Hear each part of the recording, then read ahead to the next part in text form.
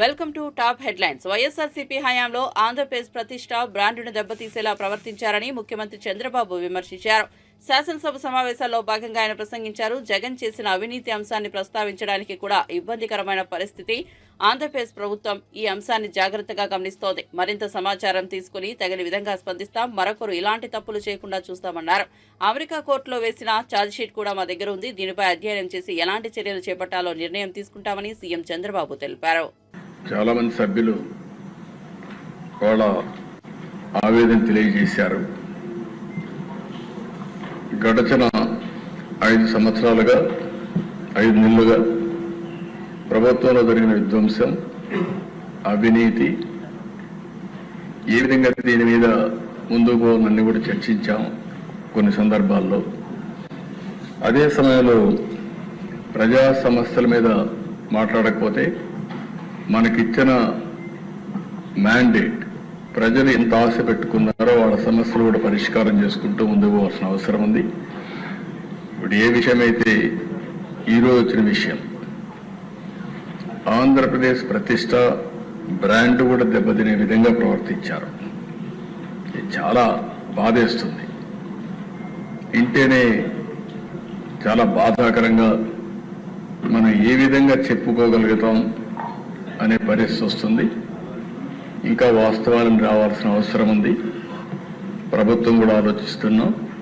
వాస్తవాలన్నీ వచ్చిన తర్వాత ఎప్పటికప్పుడు అవన్నీ కూడా అధ్యయనం చేసుకొని ఏం చేయాలో చేస్తూనే మళ్ళా మీకు ఇన్ఫార్మ్ చేస్తాం. ఏ ప్రభుత్వం అయినా ప్రజలకు జవాబుదారీతనంగా ఉండాలి. ఎవరు తప్పు చేసినా వాళ్ళ మీద యాక్షన్ తీసుకునే పరిస్థితి ఉంటేనే ఇంకొకరు ఇలాంటి తప్పులు చేయకుండా భయపడే పరిస్థితి వస్తుంది.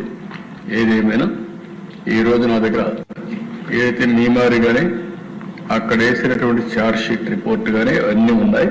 అది పబ్లిక్ డొమైన్లో ఉంది. దాని తర్వాత ఏమేమి ఉన్నాయో అన్నీ కూడా అధ్యయనం చేస్తాం. అధ్యయనం చేసి ఏం చేయాలనో మళ్ళీ మీ అందరి దగ్గరికి ఏం చేయాలో చేస్తూనే మీకు ఎప్పటికప్పుడు సమాచారం ఇస్తామని చెప్పి తెలియజేసుకుంటూ ఈరోజు రెగ్యులర్ బిజినెస్ పోదామని చెప్పి విజ్ఞప్తి చేస్తున్నాను. అధ్యక్ష, ధన్యవాదాలు.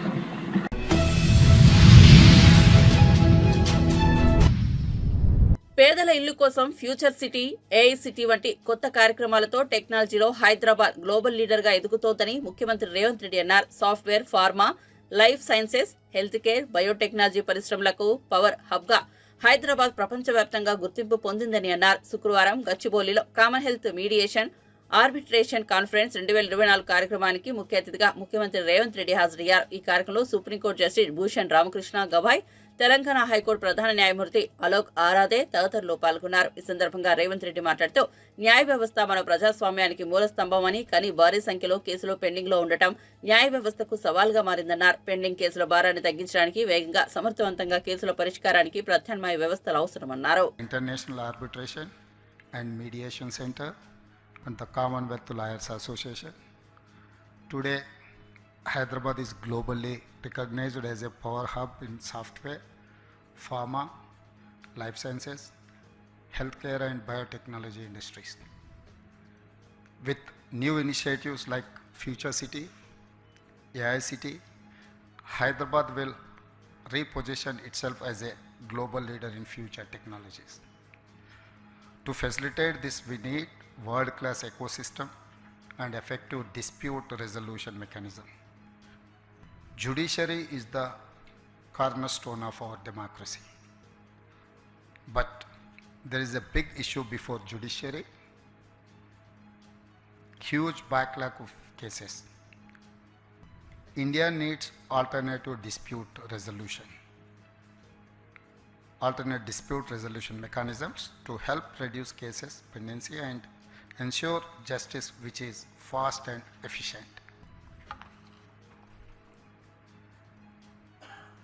Hyderabad is proud to be on global arbitration map next to Singapore and London. For this, we are thankful to the International Arbitration and Mediation Center. Today, if we can combine mediation and arbitration for quick dispute resolution, business will no longer see disputes as a bottleneck for making investment quickly. IIMC can help not only Hyderabad and Telangana but entire India. I have a request for all of you. Good practices of mediation and arbitration should be not just available to global investors, big corporations and governments, but also to common man, poor people, especially the weakest sections. I hope we will soon see another conference on how to make ADR methods available for common and poor people, and more resources allocated for taking up pro bono cases. Finally, I wish this conference great success. It is in such gatherings where transformative ideas are born. My best wishes to all of you. Thank you.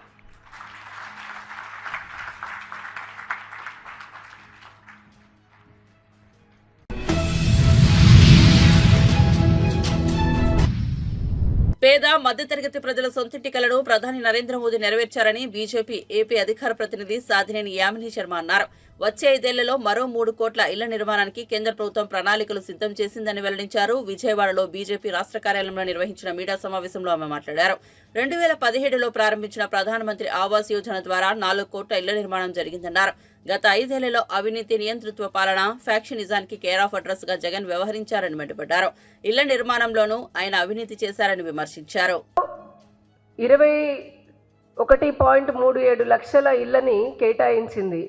అలాగే గ్రామాల్లో 2.3 లక్షల ఇళ్లను కేటాయించి దానికోసమని 32,000 కోట్ల రూపాయలని కేటాయించింది. ఇప్పటివరకు పూర్తయిన దాంట్లో 23,800 కోట్లని విడుదల కూడా చేసింది.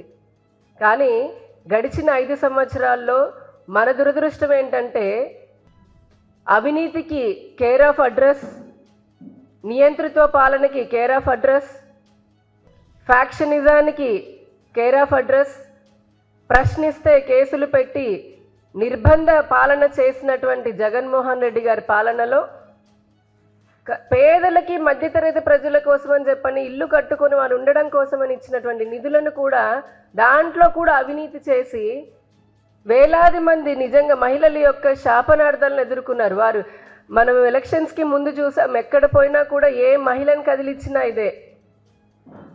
కేంద్రం ఏమో ఇల్లు కట్టుకోవడానికి నరేగా నిధులు కలిపి 1,80,000 రూపాయలని ఇవ్వడమే కాకుండా 20 సంవత్సరాలు బ్యాంకు రుణం 6.5% వడ్డీతోటి బ్యాంకు రుణాన్ని సదుపాయాన్ని కూడా కల్పించింది. ఒక 2.67 లక్షలు తీసుకోవచ్చు వారు.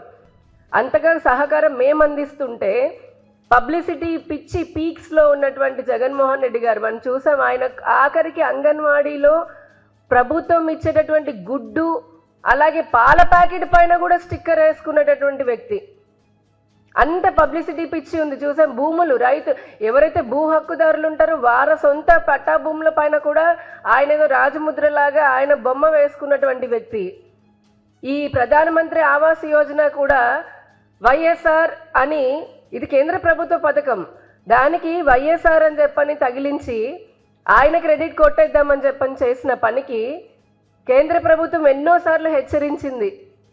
ఇది దేశమంతటా అమలవుతున్నటువంటి కేంద్ర ప్రభుత్వ పథకం, దీనికి కొన్ని నిబంధనలు ఉంటాయి, అది ఏ రాష్ట్రము మీరకూడదు అని చెప్పినా మళ్ళీ ఆయన సొంత లోగో పెట్టుకొని వైఎస్ఆర్ అని చెప్పని పథకం పేరు మార్చాలని చేసిన ప్రయత్నంతో అప్పట్లో కేంద్ర ప్రభుత్వం 4,000 కోట్లను ఆపేసింది. ఎందుకంటే కేవలం పేరు మార్చిందనే కాదు, ఈ కట్టని ఇళ్లను కూడా కట్టేశాము అని అబద్ధాలు చెప్పి ఒక రాష్ట్ర ప్రభుత్వం కేంద్ర ప్రభుత్వానికి అబద్ధం చెప్పి రికార్డ్స్ పరంగా చూపించినందుకు, అది కేంద్ర ప్రభుత్వం సర్వేలో అబద్ధమని తేలినందుకు 4,000 కోట్ల రూపాయలను ఆపాం. అలాంటి పాలన చేసినటువంటి వ్యక్తి ఎంతోమంది, కోట్లాది మంది పేద ప్రజల యొక్క వారి బతుకు పైన కొట్టినటువంటి వ్యక్తి జగన్మోహన్ రెడ్డి గారు 5 సంవత్సరాల పాలనలో జరిగిన అక్రమాలను తలుచుకుంటే ప్రతి ప్రజలకు గుండె రగిలిపోతుంది.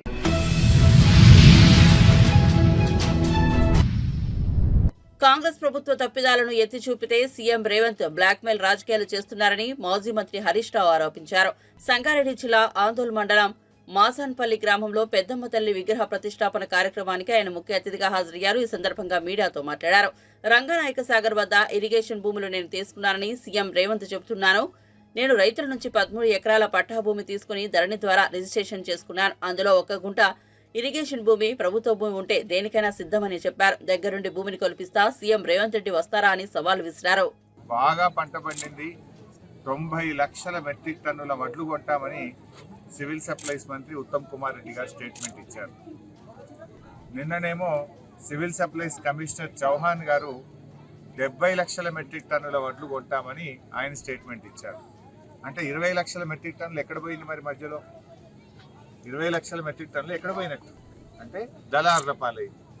నిజంగా ఈ 70 అన్న వస్తుందా అంటే అది కూడా డౌట్ఫుల్లే ఉంది. అంటే 40-50 లక్షల మెట్రిక్ టన్నులు దాటే పరిస్థితి లేదు. అంటే సగానికి సగం వడ్లు దళారుల పాలైంది. మీరు 500 బోనస్ అన్నారు. బోనస్ మాట దేవుడేరు కానీ 500 లోపలికి అయింది. బోనస్ రావాల్సిన రైతులకు 400-500 తక్కువ ధరకే దళారులకు అమ్ముకునే పరిస్థితి కలిగిందంటే ఇది పూర్తిగా రాష్ట్ర ప్రభుత్వం యొక్క వైఫల్యం. వరంగల్లో రైతు డిక్లరేషన్ లో 9 హామీలు ఇచ్చింది ప్రభుత్వం. 9లో ఒక్కటన్నా అమలైందా? రైతులకు 15,000 రైతు భరోసా అన్నారు, అమలు కాలేదు. 2వ హామీ కౌలు రైతులకు 15,000 రైతు భరోసా అన్నారు, కాలేదు. 3వ హామీ వ్యవసాయ కూలీలకు 12,000 ఇస్తామన్నారు, కాలేదు. 4వ హామీ రైతు రుణమాఫీ ఏకకాలంలో ఒకేసారి డిసెంబర్ 9వ తేదీ చేస్తామన్నారు, కాలేదు. ఎస్సీలకు అసైన్డ్ భూములకు పట్టాలు ఇస్తామన్నారు. ఈ రోజు వరకు ఎస్సీ ఎస్టీలకు అసైన్డ్ భూములకు పట్టాలు ఇవ్వడం లేదు కానీ ఎస్సీ ఎస్టీల భూములు కొల్లగొట్టే ప్రయత్నం చేస్తూ ఉన్నారు. ఈ ముఖ్యమంత్రి ఎట్లా తయారైందంటే ఎవరైనా మాట్లాడితే ప్రశ్నించే గొంతు మీద ఆయన దబాయించే ప్రయత్నం చేస్తున్నాడు. ఎవరన్నా కేటీఆర్ గారు అన్యాయాలను ప్రశ్నిస్తే కేటీఆర్ని అరెస్ట్ చేస్తా అని మాట్లాడుతున్నాడు. నువ్వు రుణమాఫీ చేయడంలో ఫెయిల్ అయిపోయినావు, పిల్లలకు అన్నం పెట్టడంలో పురుగులు అన్నం పెడితే పిల్లలు విషాహారం తిని ఆసుపత్రుల పాలవుతున్నారు. నువ్వు ప్రభుత్వంలోకి వచ్చినాక 42 మంది పిల్లలు చనిపోయారని చెప్పి నీ ప్రభుత్వ తప్పిదాలను ఎత్తి చూపితే బ్లాక్మెయిల్ రాజకీయాలకు రేవంత్ రెడ్డి పాల్పడతా ఉన్నాడు. నన్ను పట్టుకొని రంగనాయక్ సాగర్ దగ్గర ఇరిగేషన్ భూములు నువ్వు తీసుకున్నావని చెప్పి మాట్లాడినాడు. అటువంటి అలవాట్లు నీకుంటాయి.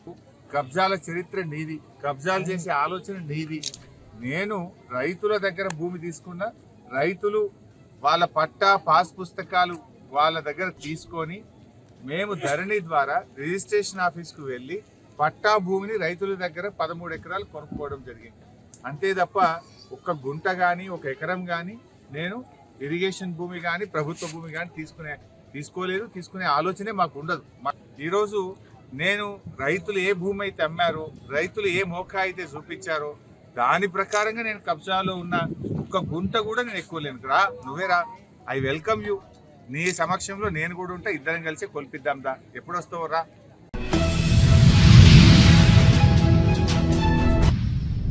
వైఎస్ఆర్సీపీ ప్రభుత్వ హయాంలో విద్యుత్ ఒప్పందాల్లో అవినీతి జరిగిందని తాము గతంలోనే చెప్పినట్టు సిపిఐ రాష్ట్ర కార్యదర్శి కె రామకృష్ణ తెలిపారు. అదానిపై అమెరికాలో కేసు నమోదైన నేపథ్యంలో ఏపీలో ఈ వ్యవహారానికి సంబంధించి బాధ్యులపై సిట్టింగ్ జడ్జితో విచారణ జరిపించాలని ఆయన డిమాండ్ చేశారు. విద్యుత్ ఒప్పందాల్లో అదానికి వైఎస్ఆర్సీపీ ప్రభుత్వం లొంగిపోయిందని సిపిఐ ముందే చెప్పిందన్నారు. విద్యుత్ ఒప్పందాల్లో అవినీతికి పాల్పడిన అధికారులను గుర్తించి కఠిన చర్యలు తీసుకోవాలన్నారు. రాష్ట్రంలో జరిగిన విద్యుత్ ఒప్పందాల్లో పెద్ద ఎత్తున అవినీతి జరిగిందని చెప్పి ముందు నుంచి కూడా మేము ఆరోపిస్తా ఉన్నాం. ఇవాళ న్యూయార్క్ ఈస్టర్న్ డిస్ట్రిక్ట్ కోర్టులో కూడా అక్టోబర్ 24వ తేదీ నాడు కేసు నమోదైంది. ఆ కేసులో గౌతమ్ అదానీ, సాగర్ అదానీలు వీరు పెద్ద ఎత్తున లంచాలు ముట్టజెప్పి ప్రత్యేకించి విద్యుత్ ఒప్పందాల్లో సెకీ ద్వారా వాళ్ళు లబ్ధి పొందారని చెప్పి కూడా ఇవాళ స్పష్టంగా చెప్తా ఉన్నారు.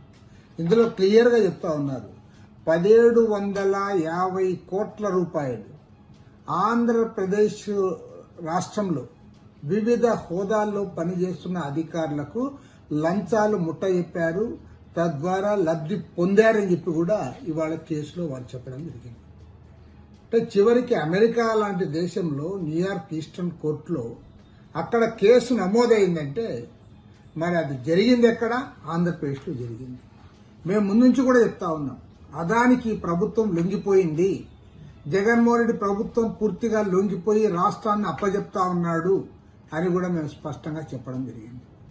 ఇవాళ న్యూయార్క్ ఈస్టర్న్ కోర్టులోనే ఇది విచారణకు వచ్చిందంటే దాదాపు 6 మందికి వారు నోటీసులు కూడా ఇచ్చారు. అందులో గౌతమ్ అదానీ, సాగర్ అదానీ, వినీత్ జైన్, రంజిత్ గుప్తా, అదేవిధంగా సౌరభ్ అగర్వాల్, దీపక్ మల్హోత్రా అండ్ రూపేష్ అగర్వాల్ వీళ్ళందరిపైన కూడా కేసు నమోదైంది. వాళ్ళకు కూడా నోటీసులు ఇచ్చారు. కాబట్టి నేను ఇవాళ ముఖ్యమంత్రి గారిని విజ్ఞప్తి చేస్తా ఉన్నా, ఇవాళ రాష్ట్రాన్ని అదానికి దోచిపెట్టడానికి జరిగిన ప్రయత్నాలన్నిటిపైన కూడా సమగ్రమైన విచారణ జరగాలి. అదేవిధంగా ఈ 1750 కోట్ల రూపాయల లంచాలు ఏ అధికారులైతే తీసుకున్నారో వాళ్ళకు కూడా సివియర్ పనిష్మెంట్ ఉండాలి. తక్షణమే వాళ్ళందరూ కూడా ఉద్యోగాలను తొలగించాలి. తర్వాత ఇందులో ఎవరెవరైతే ఇన్వాల్వ్ అయ్యారో వాళ్ళందరిపైన కూడా విచారణ జరపాలి. కఠినమైన శిక్షలు ఉండాలి. ఇవాళ వేల కోట్ల రూపాయల దోపిడీ జరుగుతోంది. ఈ దోపిడీ ఫలితంగా ఈ భారాన్నంతా కూడా ప్రజలు మోయాల్సి వస్తుంది. ప్రత్యేకించి విద్యుత్ వినియోగదారులు మోయాల్సి వస్తుంది. రేపు డిసెంబర్ నెల నుంచి ఆల్రెడీ 6,072 కోట్ల రూపాయలు భారం వేశారు. మరో 11,826 కోట్ల రూపాయల భారాన్ని మోపబోతా ఉన్నారు. ఒకవైపేం ప్రజలు భారాలు మోయాలి, వీరు మాత్రం దర్జాగా వేల కోట్ల రూపాయల లంచాలు తీసుకొని వారికి ఊడిగం చేసి అదానీలకు దోచిపెడతా ఉన్నారు. కాబట్టి ఇందులో ఎవరెవరైతే ఇన్వాల్వ్ అయ్యారో అధికారులు, రాజకీయ నాయకులు, ఆనాటి మంత్రులు, ముఖ్యమంత్రి ఇన్వాల్వ్ అంటే ఆనాటి ముఖ్యమంత్రి అందరిపైన కూడా విచారణ జరిపించాలి. ముఖ్యమంత్రి చంద్రబాబు నాయుడు గారు తక్షణమే హైకోర్టు సిట్టింగ్ జడ్జి చేత దీనిపైన విచారణ జరిపించాలని సిపిఐ తరఫున డిమాండ్.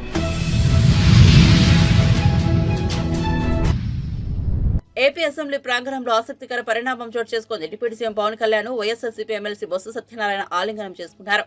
అసెంబ్లీ వెలుపల పవన్ కారు ఎక్కేందుకు వస్తుండడం చూసి వైఎస్ఆర్సీపీకి చెందిన ఎమ్మెల్యే పెద్దిరెడ్డి రామచంద్రారెడ్డి ఎమ్మెల్సీలు పక్కకు వెళ్లిపోయారు. అదే సమయంలో బొత్స సత్యనారాయణ ఎదురుగా నిలబడి పవన్ కు నమస్కారం పెట్టారు. బొత్స స్పందన చూసి పవన్ ఆయన దగ్గరికి వెళ్లారు. దీంతో బొత్స కూడా వెళ్లి ఆలింగనం చేసుకున్నారు. పవన్ బొత్స భుజంపై తట్టి మర్యాదపూర్వకంగా కరచాలనం చేసి వెళ్లారు.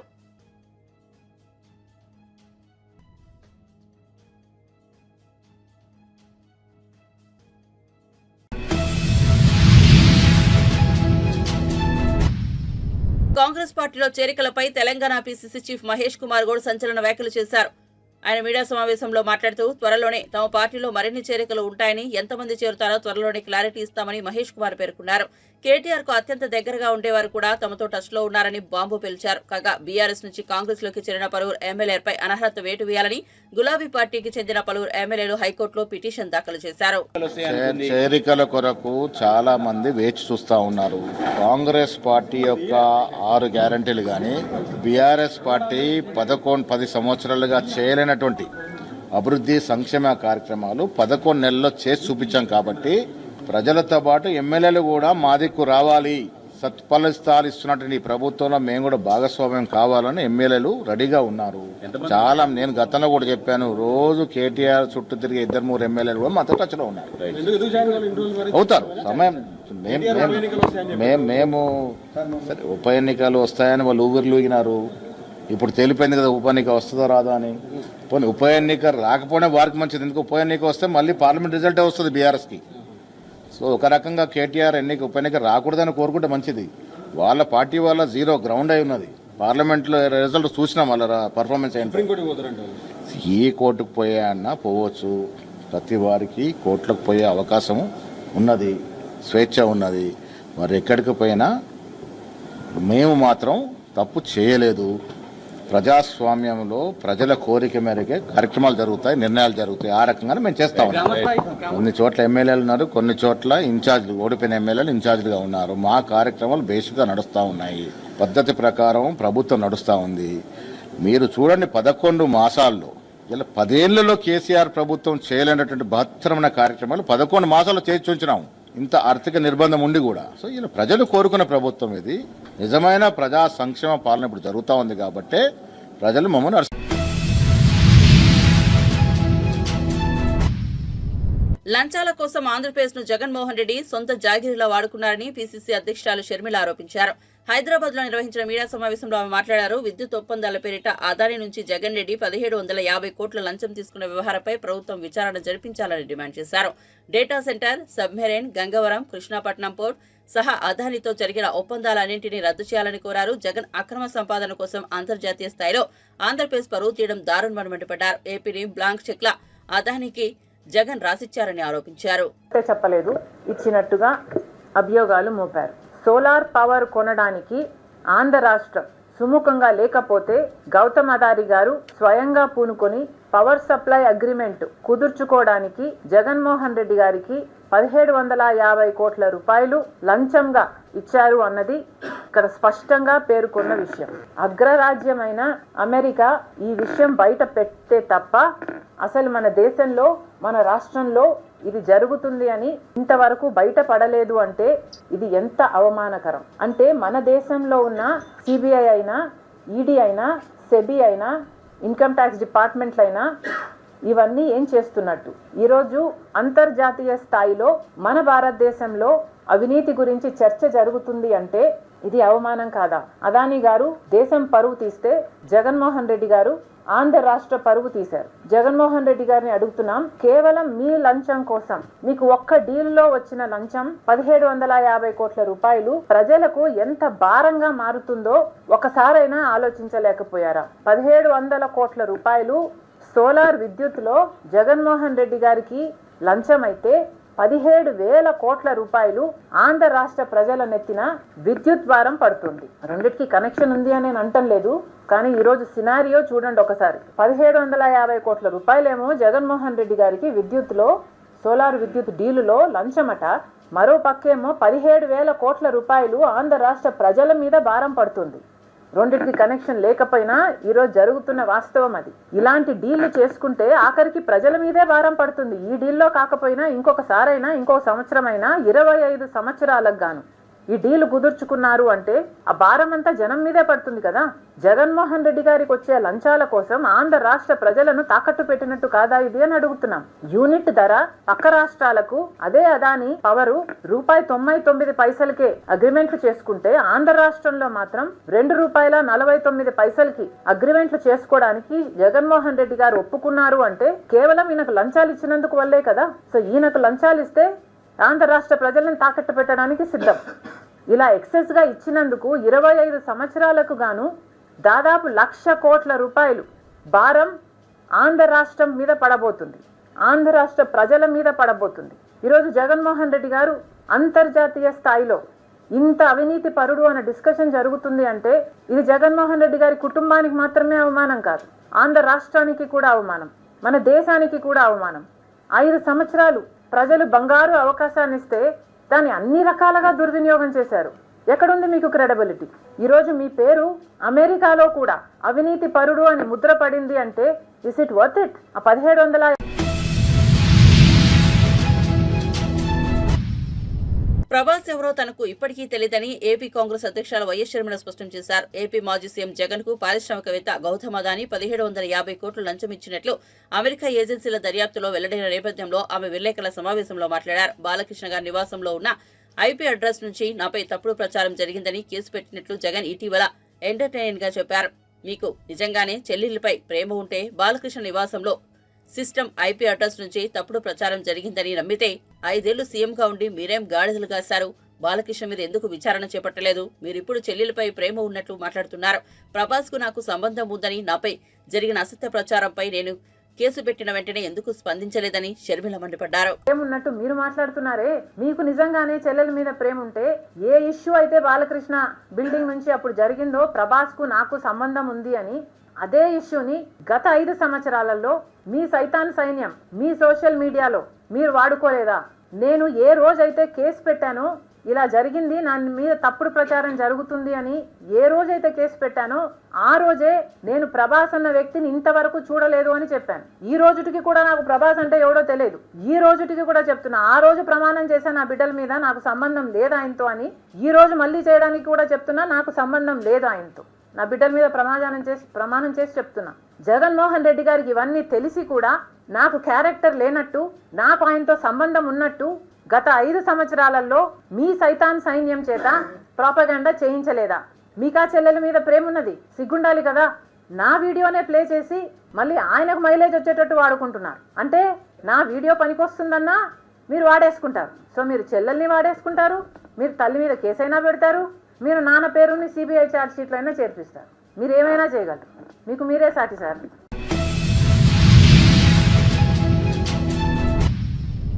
మాజీ సీఎం జగన్ వల్ల ఆంధ్రప్రదేశ్ ప్రభుత్వ ఖ్యాతి అంతర్జాతీయ మార్కెట్లో నాశనమైందని బీజేపీ శాసనసభ పక్షనేత విష్ణుకుమార్ రాజు విమర్శించారు.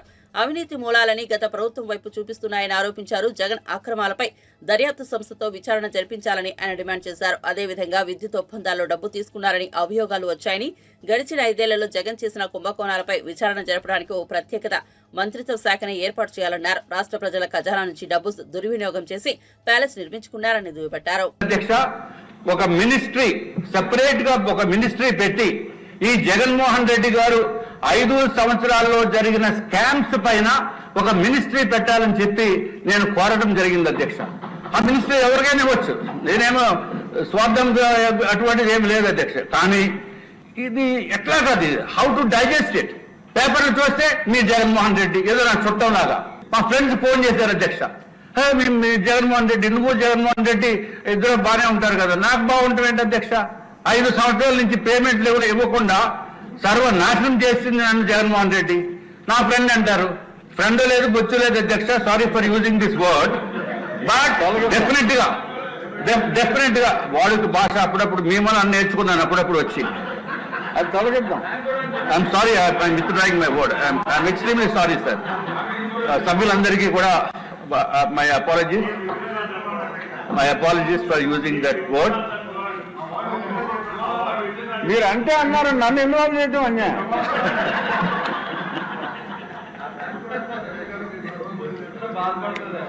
అంటే మీకు చాలా చిన్న మాట అధ్యక్ష, సో అందుకు మీరు ఫీల్ అవుతున్నారేమో నాకు తెలియదు.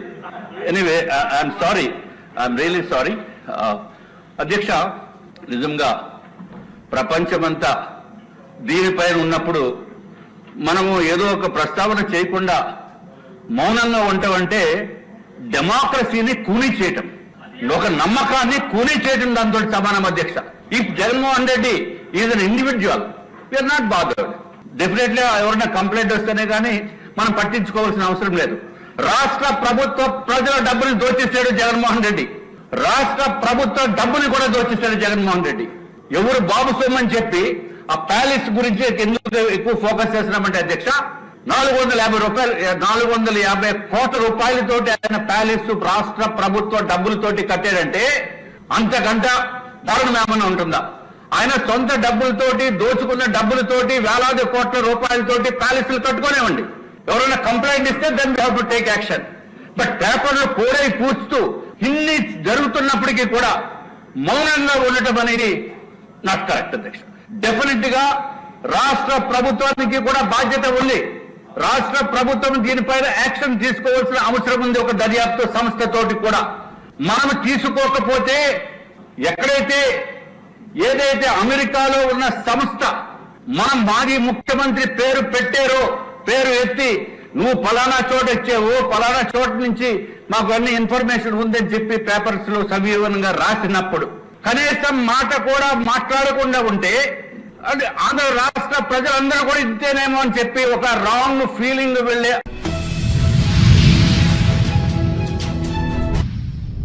విజయవాడలో సినీ నటి తేజస్వి మడివాడ సందడి చేశారు. బందరు రోడ్లోని ఓ హోటల్లో జ్యువెలరీ ఎగ్జిబిషన్ ఆమె ప్రారంభించారు. అనంతరం తనకు నచ్చిన ఆభరణాలు ధరించి సందడి చేశారు. ఒక హిందీ సినిమాలో తాను నటిస్తున్నట్లు తెలిపారు. ప్రస్తుతం వెబ్ సిరీస్లతో బిజీగా ఉన్నట్లు చెప్పారు.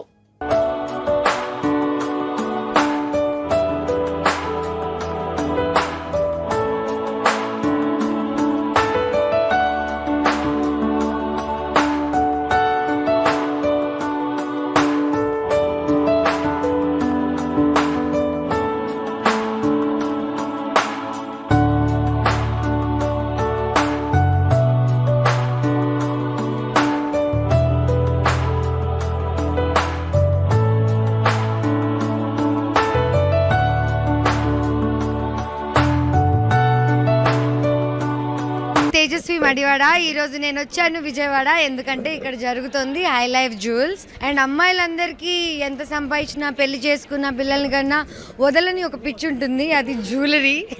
అండ్ ఆ జ్యువెలరీ ఎగ్జిబిషన్ ఈరోజు విజయవాడలో నోవోటెల్లో జరగబోతుంది. నెక్స్ట్ 3 days జరగబోతుంది. నాకు అసలు జ్యువెలరీ అంటే ఇష్టం ఉండదు, ఎందుకంటే నేను చాలా కోతిలా అటు ఇటు తిరుగుతుంటాను కాబట్టి. చిన్నప్పుడు మా మమ్మీ జ్యువెలరీ పెట్టి ఇది పోగొట్టద్దు అని చెప్తే ఒకరోజు తీసుకెళ్ళి మట్టిలో తవ్వేసి పెట్టాను. సో రాత్రంతా కొట్టిందనమాట. అనమాట. నెక్స్ట్ డే తీసి ఇచ్చాను జ్యువెలరీ. బట్ జ్యువెలరీ అంటే సేఫ్టీ ఉండాలి, నాకు అసలు సేఫ్టీ లేదు. సో జాగ్రత్త అనేది నేర్చుకోలేదు నేను చిన్నప్పటి నుంచి. బట్ నేర్చుకుంటే డైమండ్స్ కొనుక్కుంటాను. బట్ మేబీ ఎవరైనా అబ్బాయి ఇస్తే ఒక డైమండ్ రింగ్ వేసుకుంటాను. నేను ఇప్పుడు అర్థమైందా, అరుణ్ కుమార్ అని ఆహాలో ఒక షో మొన్న రిలీజ్ అయింది. ఒక హిందీ సినిమా రాబోతుంది, టెన్షన్ కాయే బాబా అని. కాకమ్మ కథలు అని ఒక ఎపిసోడ్స్ చేస్తున్నాను ఆహాకే, యూట్యూబ్లో మీరు చూడొచ్చు. కంటిన్యూస్గా పని చేస్తూనే ఉన్నాను. ఇదిగో ఈరోజు ఇక్కడ ఉన్నాను. అలా ఏం లేదు, సినిమాలు కూడా చేస్తున్నాను. కోవిడ్ టైంలో సినిమాలు కొంచెం ఆగాయి కదా, అంతే అందరూ కొంచెం స్లో డౌన్ అయ్యారు. డిజ్నీ హాట్స్టార్లో ఒక వెబ్ సిరీస్ చేశాను, ఆహాలో ఒక వెబ్ సిరీస్ చేశాను. వెబ్ సిరీస్ ఏంటంటే ఎక్కువ వర్క్ ఉంటుంది, సినిమాల్లో అయితే తక్కువ వర్క్ ఉంటుంది. వెబ్ సిరీస్ మనకి డబ్బులు కూడా కొంచెం కంటిన్యూస్గా వస్తాయి కదా. సో మనం జాగ్రత్తగా పర్మనెంట్ జాబ్ తీసుకుంటామా టెంపరీ జాబ్ తీసుకుంటామా అనేది మన చాయిస్. కాబట్టి I think web series is my thing now.